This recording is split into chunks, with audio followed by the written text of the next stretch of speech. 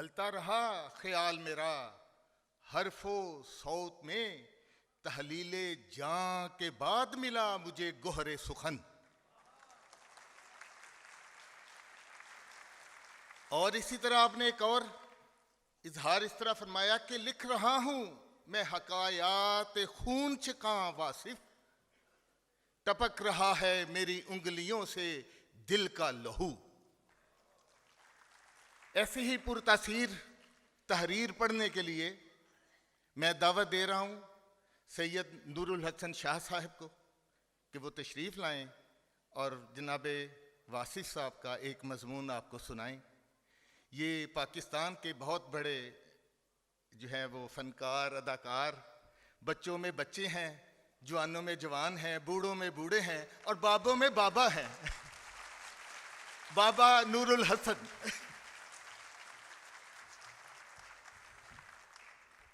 لا حول ولا قوة الا باللہ العلی العظیم۔ بسم اللہ الرحمن الرحیم۔ اللہم صلی علی محمد النبی الامی وعلی آلہ وسلم تسلیما۔ کاش بھائی آپ کی اجازت سے 2 منٹ، اور بابا جی آپ کی اجازت کے ساتھ، اور آپ سے چاند پبلیکیشنز کے شاہد صاحب کی بات سے آغاز کروں گا۔ دیکھیے، شاہد صاحب کی پبلیکیشنز کا نام چاند ہے اور وہ خود بھی چاند دکھتے ہیں۔ دیکھیے، دوسری بات یہ کہ شاہد صاحب کہہ رہے تھے کہ آپ ملیں تو آپ میں کیا تبدیلی آتی ہے۔ سر وہ تو لطف ہے کہ کوئی اور بتائے کہ کیا تبدیلی آتی ہے، خود کیسے بتانا ہے۔ اس لیے کہ بڑے بزرگوں سے سنا کہ اگر گھر میں اچار بھی ڈلے جو مرتبان کے اندر ہو تو ہمسائے بتاتے ہیں کہ آپ نے اچار ڈالا ہوا ہے، تو خوشبو کو تعارف کی ضرورت نہیں ہوتی۔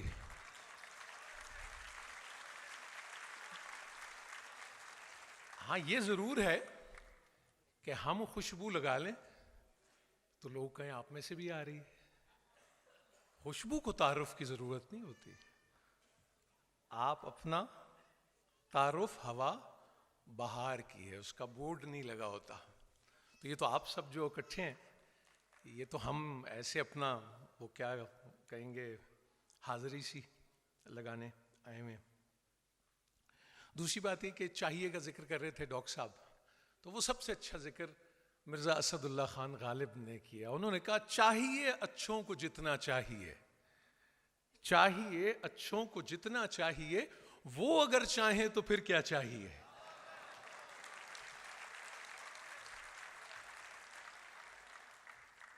ڈاکٹر صاحب کو سن کے اور علامہ صاحب کو سن کے احساس ہوا کہ ٹھہراؤ میں کیسے بات آپ تحمل اور تدبر کے ساتھ کیسے کر سکتے ہیں۔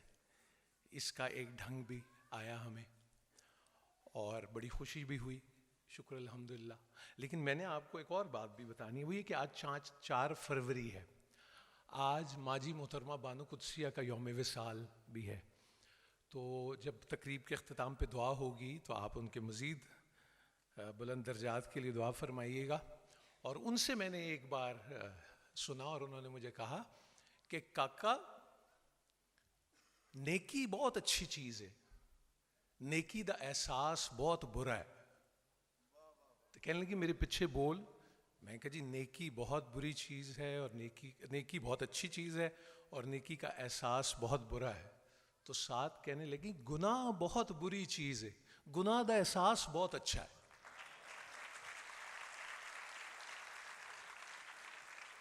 لیکن یہ کمال ان کا تھا کہ وہ یہ نہیں بتاتے تھے کہ یہ بات کہاں سے آئی ہے، حدیث ہے، آیہ مبارکہ ہے، وہ پھر آپ سفر پہ نکلیں تو پتہ لگتا تھا۔ تو بڑے جو ہے نا وہ ہمیں سیریلیک کی طرح دلیہ بنا کے نرم نرم غذا کھلاتے ہیں، کیونکہ ہمارا ہاضمہ اتنا اچھا نہیں ہوتا نا، کیونکہ یہ بھی تو ضروری ہے، معدہ اس قابل نہیں ہوتا۔ ڈاکٹر جہانگیر تمیمی رحمۃ اللہ علیہ کے توسط سے بزم واصف سے میں جڑا، ڈاکٹر ابراہیم عارف صاحب بھی بیٹھے ہیں، ابا جی میرے ابا جی اللہ بخشے ملک فیض الحسن قادری، بابا جی اشفاق صاحب، ان کی بدولت اور وہ ساری تحریروں سے ہمیں بھی وہ سلسلہ وہاں تک پہنچا۔ مہربانی کاشف بھائی کی، اور کاشف بھائی جو ہیں کاشف ہی نہیں لگتے، वासिफ ही लगते हैं दिन ब दिन। अल्लाह ताला इनको नज़र बद से महफूज रखे और बहुत कुशादा दिल है इनका। और ये देखिए दिल दरिया समंदर मेरे हाथ में है, एक और संग मील अबूर हुआ। काशिफ भाई को उसकी बहुत बहुत मुबारकबाद। ये इसका लेटेस्ट एडिशन आया और काशिफ पब्लिकेशंस की जानिब से तसानीफ़ वासिफ के इशाअत व तक़सीम की ज़िम्मेदारी दर एहसास पब्लिकेशन को तजवीज़ की गई। और दर एहसास कहाँ से हुआ कि वो मुतमईन के ज़या जो हुआ हुआ वासिफ, वो मुतमईन के ज़या जो हुआ हुआ वासिफ, मुझे ये फ़िक्र के हुआ कैसे वाह दरे एहसास, मुझे ये फ़िक्र के हो कैसे वाह दरे एहसास। तो काशिफ भाई के इंतखाब के मुताबिक गलतियों की पहले से माजरत, लेकिन अब्बा जी कहते थे करनी नहीं चाहिए थी, जो माजरत ही करनी है पहले तो करे ही ना कर, फिर एमी वो भी ना वो नफ्स को ज़्यादा कसर नफसी से नफ्स को कसर लग जाती है। खुश नसीब, ये फैसला करना मुश्किल है कि खुश नसीब कौन है। किसी बड़े खुश नसीब की ज़िंदगी का जायज़ा लें तो मालूम हो सकता है कि खुश नसीबी किसे कहते हैं। हमारे अक़ीदे और मालूमात में पैगंबर ही खुश नसीब हैं। ये वो लोग हैं जिनकी ज़िंदगी दूसरों के लिए एक मिसाली नमूना है, जिनका ज़िक्र भी अहले फ़िक्र हज़रात के लिए सुकून व बरकत का बायस है। अगर हम किसी पैगंबर की पूरी ज़िंदगी को गौर से देखें तो ये जानकर ताज्जुब होगा कि इनकी खुशनसीबी ने क्या क्या मंजर देखे और क्या क्या मंजिलें तय की। एक पैगंबर बेटे की जुदाई में रोते रोते बीनाई से महरूम हो गए। पैगंबर हैं और बेटे से जुदा, और बेटा भी पैगंबर। बेटे की पैगंबरी की इब्तदा कुएं में गिरने से होती है। खूबसूरत और खूबसीरत पैगंबर भाइयों के नावरा सलूक से आशना और फिर बाजार मिस्र है और पैगंबर को बेचा जा रहा है। और फिर इल्जाम तराशी और कैद खाना की सौबत, मासूम है लेकिन मुक़य्यद। मिस्र का मालिक मिस्र के कैद खाने में, अजब हाल है। इल्म वाले हैं, इज्जत वाले हैं, मर्तबे वाले हैं, हुस्न वाले, अल्लाह के इतने करीब कि कुरान में आपके तज़किरे हैं, आपका जिक्र एहसनुल क़सस, आपका हुस्न मिसाली, खुश नसीबी की इंतहा है। एक और पैगंबर, खुश नसीब पैगंबर, कमोबेश 1000 साल तक अल्लाह के दीन की तबलीग फरमाते हैं, दीन की खिदमत करते हैं और आखिरकार अपने बेटे को तूफान की नज़र होते देखते हैं। इल्तजा करते हैं, खुदा से इल्तजा कि मेरा बेटा बचा लो। हुक्म खुदाबंदी आता है कि बेटा जब बाप के अकीदे पर ही ना हो तो क्या बेटा, जाने दो लहरों के संग। पैगंबर हैं और खुश नसीब हैं, इसलिए खामोश रहते हैं। नबूवत सलामत रहती है और जिंदगी खुश नसीबी में कट जाती है। एक और पैगंबर मछली के पेट में नबूवत लिए, तकर्रुब लिए, खुश नसीबी है लेकिन मछली का पेट भी है। किसी पैगंबर को आरे में चीर दिया जाता है और उफ नहीं की जाती, क्योंकि उफ करना खुश नसीबी के खिलाफ है। कितने पैगंबरों का जिक्र किया जाए, एक पैगंबर घर से बेघर, बादशाह वक्त से मुकाबला, दौलत वाले, बादशाहत वाले, सल्तनत वाले और दबदबे वाले इंसान के खिलाफ। एक पैगंबर जिसके पास मालो ज़र नहीं, तख्तो ताज नहीं, बस सिर्फ खुश नसीबी है। बादशाह दरिया की मौजों में गर्क होता है और पैगंबर को आसूदा मंजिल कर दिया जाता है। पैगंबर का मिशन पूरा हो गया, खुश नसीबी है, बड़ा नसीब है। और पैगंबरों के जिक्र में उस आखिरी रसूल सल्लल्लाहु अलैहि वसल्लम, इज्जत और शौकत वाले प्यारे नबी यानी हुजूर अकरम सल्लल्लाहु अलैहि वसल्लम का जिक्र कैसे ना आए। आप सल्लल्लाहु अलैहि वसल्लम से ज़्यादा दुनिया में कौन खुश नसीब हो सकता है। एक तरफ अल्लाह और उसके फरिश्ते आप सल्लल्लाहु अलैहि वसल्लम पर दरूद भेजते हैं और दूसरी तरफ दुनिया में आप सल्लल्लाहु अलैहि वसल्लम के जानिसार आप सल्लल्लाहु अलैहि वसल्लम पर दरूद व सलाम और नात के हदिये पेश करते हैं। आप सल्लल्लाहु अलैहि वसल्लम ऐसे खुश नसीब हैं کہ اپنے تو اپنے، بیگانے بھی آپ صلی اللہ علیہ وآلہ وسلم کو عقیدت کے نذرانے پیش کرتے ہیں۔ آپ صلی اللہ علیہ وآلہ وسلم اتنے خوش نصیب ہیں کہ جو آپ صلی اللہ علیہ وآلہ وسلم کا غلام ہو گیا وہ بھی خوش نصیب کر دیا گیا۔ لیکن غور طلب بات یہ ہے کہ آپ صلی اللہ علیہ وآلہ وسلم کی زندگی کس کس راہ سے گزری، آپ صلی اللہ علیہ وآلہ وسلم پر کیا کیا وقت آیا، کون کون سے مراحل آئے۔ آپ صلی اللہ علیہ وآلہ وسلم سلطان الانبیاء ہیں اور آپ صلی اللہ علیہ وآلہ وسلم پر کوڑا پھینکا گیا۔ آپ صلی اللہ علیہ وآلہ وسلم باعث تخلیق کائنات ہیں اور آپ صلی اللہ علیہ وآلہ وسلم پر زمین تنگ کر دی گئی، ہجرت پر مجبور ہو گئے۔ آپ صلی اللہ علیہ وآلہ وسلم نے کفار سے پتھر کھا کر اپنے بہنے والے خون سے انہی کفار کے لیے دعائیں لکھیں، کسی پر لعنت نہ بھیجی۔ خوش نصیبی کی انتہا ہے کہ پیوند والا لباس زیب تن ہے اور آسمانوں سے بلاوا آتا ہے کہ اللہ اپنے خاص بندے کو آج سیر کرائے گا، کیا کیا نہ دکھائے گا، کیا کیا نہ بتائے گا، کیا کیا نہ آشکار ہوگا، سب کچھ ہوگا۔ سب ماضی سے ملاقات ہوگی اور مستقبل کے بھی جلوے آشکار ہوں گے۔ امت کے لیے دعائیں منظور ہوں گی، رفتوں کی مسافت طے ہوگی، قاب قوسین بلکہ اس سے بھی آگے۔ جلوہ جلوے کے روبرو ہوگا، آئینہ آئینے کے روبرو ہوگا، انسان اللہ کے قریب ترین ہوگا۔ ایسا قرب کہ نہ کبھی ہوا نہ کسی کو حاصل ہوگا، لیکن لباس میں پیوند رہے گا۔ خوش نصیبی وجود کا ظاہر نہیں، وجود کا باطن ہے۔ خوش نصیبی وجود کا ظاہر نہیں، وجود کا باطن ہے۔ یہ بات ہمیں سمجھ میں نہیں آ سکتی کہ امام حسین علیہ السلام کیوں خوش نصیب ہے۔ آپ پر کربلا گزری اور یہ بہت بڑی کٹھن منزل تھی، کیا کیا نہ ہوا، کون سا غم تھا جو نہ ملا ہو، کون سا مرحلہ تھا جو نہ آیا ہو۔ مراحل ہی مراحل، مشکل ہی مشکل، خود مشکل کشا، خود مشکل کشا۔ اور یہ ابتلا مالک ذوالفقار کے، پھر جلوے گردش روزگار کے، بڑے نصیب کی باتیں ہیں۔ تقرب کے صحیفے ہیں زمین پر ہونے والا آسمانی کرشمہ، خود تماشا و خود تماشائی، عجب صورتحال۔ خوش نصیبی کی شرح دل پذیر اپنے خون سے رقم کر رہے ہیں۔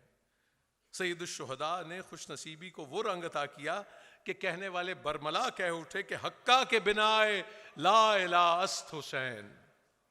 یہ سب حسین اوراق ہیں خوش نصیبی کی کتاب مقدس کے، یہ سب مقطعات ہیں خوش نصیبی کی الہامی کتاب کے۔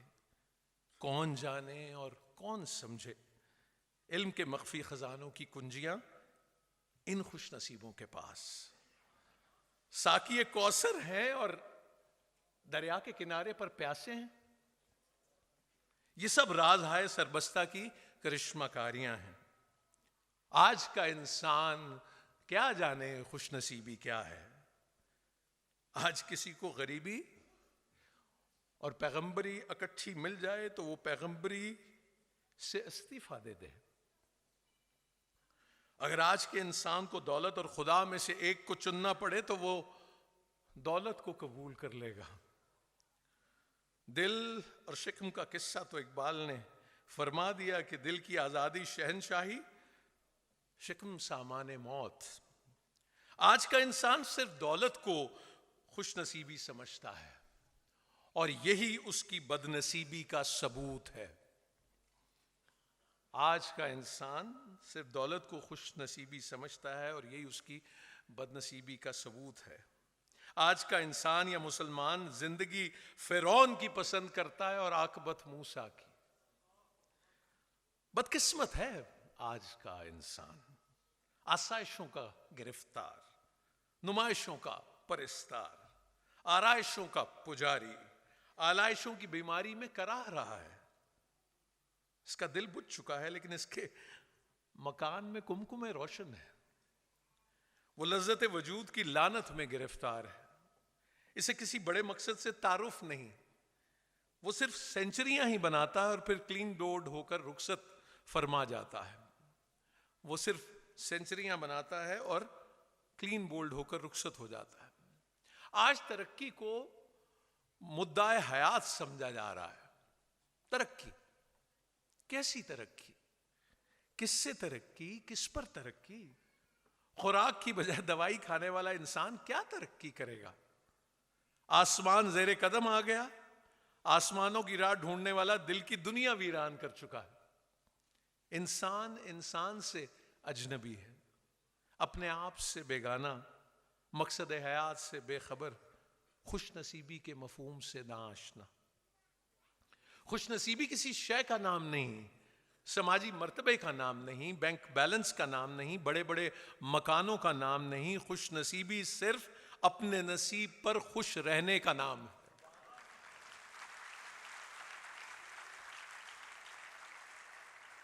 کوشش ترک کرنا مقصد نہیں. کسی خوش نصیب نے آج تک کوشش ترک نہیں کی، لیکن یہ کوشش بامقصد ہونی چاہیے. ایسی کوشش کہ زندگی بھی آسان ہو اور موت بھی آسان ہو. یہ دنیا بھی اچھی اور وہ دنیا بھی بہتر. ایسی زندگی کہ ہم بھی راضی ہیں اور ہماری زندگی پر خدا بھی راضی ہو. خوش نصیبی ایک متوازن زندگی کا نام ہے. نہ زندگی سے فرار ہو، نہ بندگی سے فرار ہو. ایک ایسا انداز کہ نہ لالچ ہو، نہ کنجوسی، نہ بخل. لالچی انسان پیسے گنتا رہتا ہے، جمع کرتا ہے اور آخر کار عذاب کی گرفت میں آ جاتا ہے. کنجوس اپنی دولت کے استعمال سے محروم ہے. وہ کسی کے مال کی حفاظت کرتا رہتا ہے جیسے استعمال کا حکم نہیں. بخیل اپنے مال سے کسی کو کچھ نہیں دیتا. بخیل اپنے مال سے کسی کو کچھ نہیں دیتا. وہ ایسا سورج ہے جس کی روشنی نہیں، ایسا دریا ہے جس میں پانی نہیں، ایسا انسان ہے جس میں انسانیت نہیں. خوش نصیب انسان حق کے قریب رہتا ہے. وہ ہوس اور حسرت سے آزاد ہے. وہ فنا کے دیس میں بقا کا مسافر ہے. اس کا دل جلوہ پر نور سے معمور ہے. وہ اپنے آپ پر راضی، اپنی زندگی پر راضی، اپنے حال پر راضی، اپنے حالات پر راضی، اپنے خیالات پر راضی، اپنے خدا پر راضی اور ہمیشہ ہمیشہ کے لیے راضی.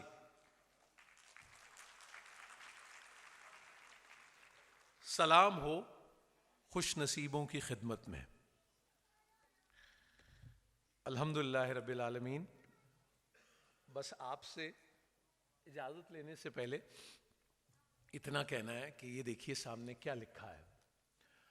بیدار کر دینے والا غم غافل کر دینے والی خوشی سے بدرجہ بہتر ہے.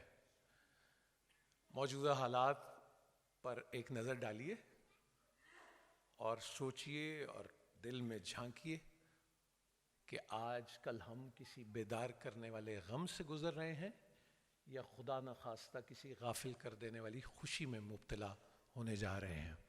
اللہ تعالیٰ آپ سب کو آسانیاں عطا کرے اور آسانیاں تقسیم کرنے کا شرف عطا کرے. جزاکم اللہ بالخیر.